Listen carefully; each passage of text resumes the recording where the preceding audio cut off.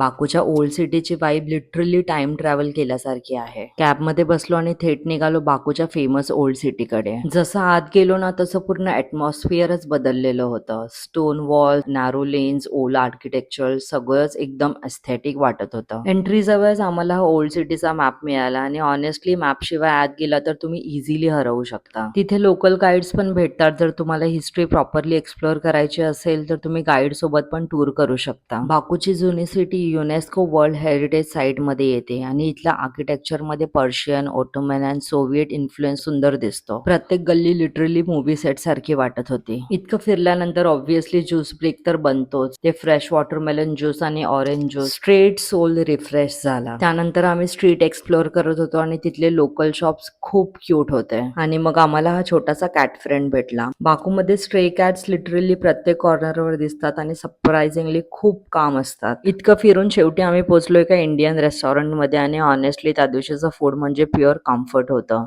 पराठा, दाल तडका, छोले, एक सेकंडसाठी पण असं वाटलं नाही की आम्ही इंडियाच्या बाहेर आहोत. फूड झाल्यावर आम्ही निजामी स्ट्रीटवर थोडा आफ्टरनून वॉक केला आणि बाकूचं मॉडर्न साईड आणि ओल्ड साईड दोन्ही कम्प्लिटली डिफरंट आहे पण इक्वली ब्युटिफुल. पण थांबा, बाकूची ऍक्च्युअल नाईट लाईफ तर अजून बाकी आहे. ते आपण पाहूया पार्ट 4 मध्ये.